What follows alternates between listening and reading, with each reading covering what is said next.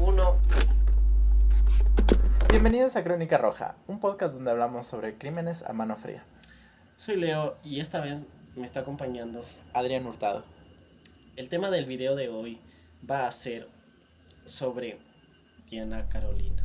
Un tema que resonó bastante en la ciudadanía ecuatoriana, en especial a las personas ibarreñas, porque este fue el lugar en donde ocurrió. Y más que todo porque justo estaba ocurriendo una ola de migración de personas de Venezuela. Entonces una persona venezolana decidió quitar la vida a otra persona ecuatoriana. Entonces como que generó mucho conflicto mediático. Para esto vamos a usar bella carpetita donde tengo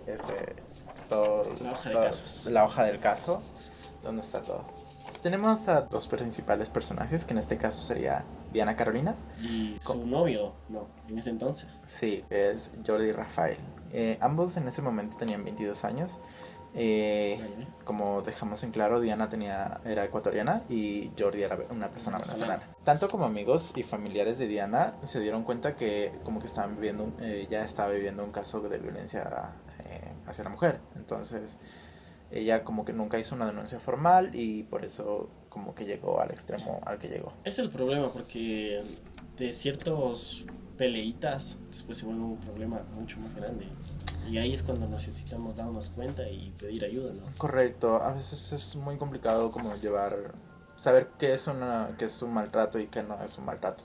Pero hablemos específicamente del día del crimen. El día que ocurrió fue un 19 de enero de 2019, aproximadamente a las 9 de la noche, en el centro de Ibarra, cerca de... el Parque Pedro Moncayo. Antes, por aquí, en la misma calle Bolívar, existía un lugar llamado Bolívar Food Park.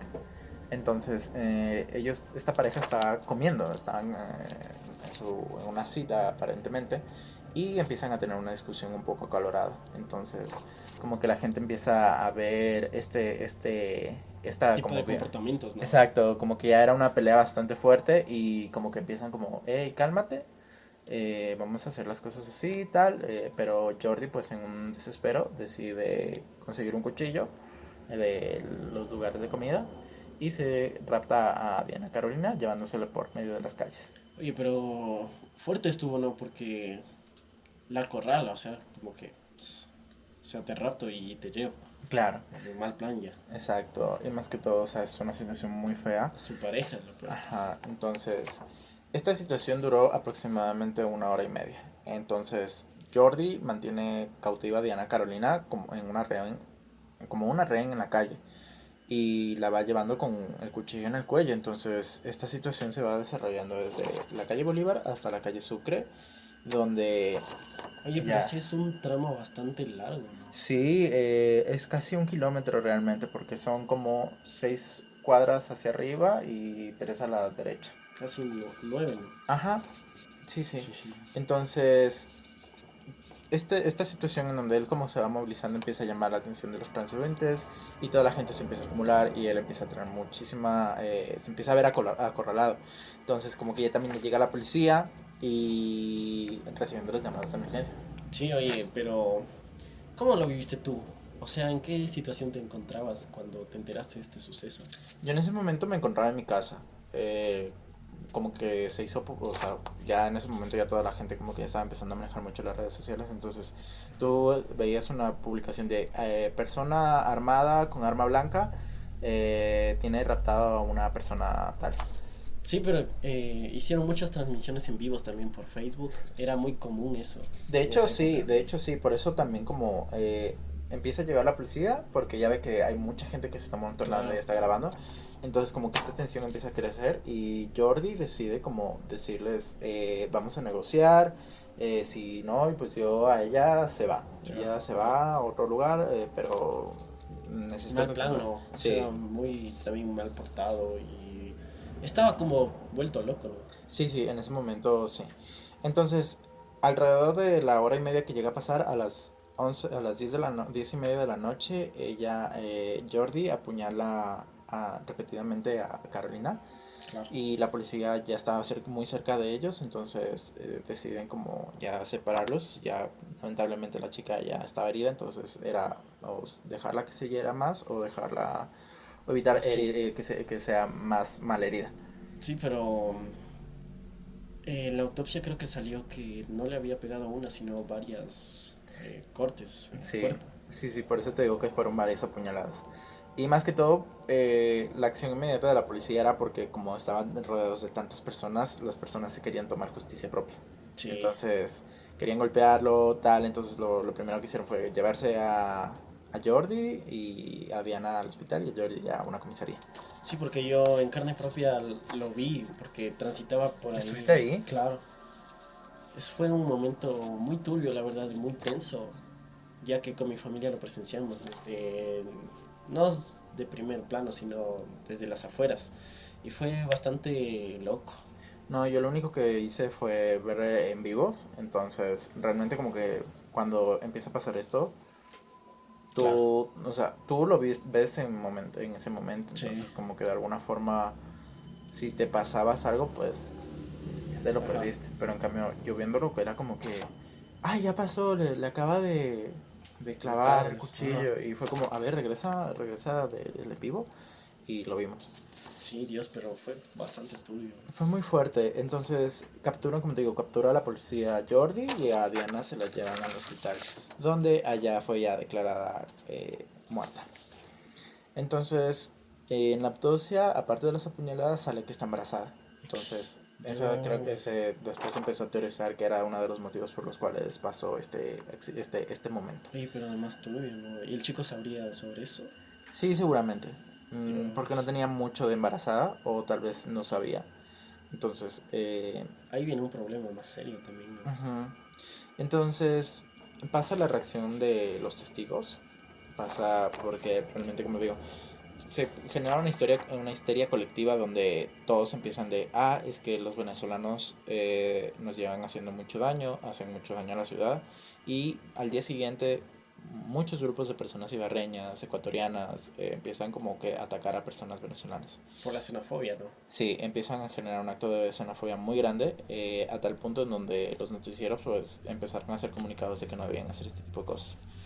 Y más que todo, toda la escena del crimen fue limpiada y todo eso, y inmediatamente el lugar en donde ella perdió la vida se llenó como ¿cómo se dice? Una mancha, Un pequeño altar, iba a un decir. altar, Y le sí. generaron un altar y en esa misma noche, aparte del altar, estaban sacando a todos los venezolanos que encontraban. Claro. Entonces, por ejemplo, yo lo que yo vi, porque justo como vivo cerca de uno de los refugios donde en ese momento que Ah, existían, sí, sí vives sí, cerca. sí, existe uno. Y pues mi familia dijo, vamos a ver, o sea, porque realmente, o sea, quedarse en la casa a veces también está mal, Sí, tipo no hacer nada está muy mal. Y uno tiene que salir a ver las cosas. Y más que todo para ver si es que se puede ayudar en el sentido de evitar hacer más daño. Entonces se veía como toda la gente sacaba como por ejemplo los colchones, las cosas que ellos tenían y uy. les empezaban a quemar. Entonces era como que mucha gente decía, le gritaban largo, adiós y nosotros estábamos ahí alejados evitando cualquier drama. Justo en estos años 2019 fue donde la mayoría de venezolanos comenzó a migrar acá a Ecuador. Y ahí, tras este asunto tan delicado que sucedió aquí en la ciudad de Ibarra, la mayoría de gente se volvió xenofóbica y ya fue como que comenzaron a tratar de sacarlos de una forma a los venezolanos y ya en mal plan. Claro, por eso te digo, o sea, se generó una histeria colectiva en donde ya aprovecharon que tenían una excusa real para Claro. andar sacando a la gente venezolana. Entonces, te digo, fue tan fuerte que los principales noticieros empezaron a pedir que no, hicieron un llamado a la acción de no a la violencia. Un pedido a la comunidad también, ¿no? Que mantengamos la calma, que no generalicemos, no llevemos a la xenofobia, somos una familia de paz, nosotros no queremos que ocurra lo que ocurrió ayer en Ibarra. Quien agredió, quien quitó la vida a mi sobrina fue este individuo, no una madre con 2 niños en brazos que salió de su país para buscar una mejor vida para sus hijos. A Ibarra no le quiero ver manchada las manos de sangre de gente inocente, ¿sí? El culpable está en la cárcel ya. Pero igual al día de hoy ha sido un tema que ha dejado bastantes Sí, cicatrices. mancha sobre todo. Porque hasta Sí. ahora hay los casos de que la mayoría de gente odia a las personas migrantes y exclusivamente a los venezolanos porque por temas de vandalismo y crímenes así, es... Sí, Por eso sí, es algo que sucede mucho, pero nosotros realmente no podemos decir las personas venezolanas son malas o las personas ecuatorianas son malas. Es algo que dependería mucho de la gente, entonces si una persona es mala, solo hay que ver si es mala o no, no su nacionalidad. Pero ese sería el tema de hoy. Oye, bastante interesante, ¿no? Más que todo, esto no había pasado aquí en la ciudad de Ibarra. Es, de hecho, creo que el primer caso, ¿no? De esto. Sí, Sí. fue primera persona que era llevada por reón en medio de las calles. Entonces creo que también por eso también la gente como que se alocó mucho, porque dijeron, esto nunca ha pasado. Claro, y siendo así, Ibarra una de las ciudades más pacíficas, podríamos decirlo, del Ecuador, es como que, qué raro, porque la verdad no hay bastante crimen aquí, como en otras partes, ¿no? Yo creo que sí, realmente es lo que tú dices. Ibarra es una ciudad muy tranquila con respecto a otras, pero también es por el tamaño Claro, ¿no? que es Ibarra, es una ciudad pequeña. Pero de todas formas creo que en ningún lugar se exenta de tener algún momento Crítico, ¿no? de Y violento. violencia, exacto. Y eso Y sería eso sería todo. este capítulo. Sí, eso sería todo. Un caso realmente contundente, ¿no? Sí, de hecho estoy cansado, así que Sí. me voy a tomar un poco de witty, Salud. que me fascina. Y con esto concluiríamos este episodio en Crónica Roja. Síganos en nuestras redes sociales como Crónica Roja SC. Yo estoy como @cel_maya en Instagram. Y yo, Leo-Javi. Eso sería todo. Si quieres puedes recomendarnos algún tema en el que podamos aún investigar y lo podríamos estar sacando la próxima semana. Muchas Muchas gracias. gracias.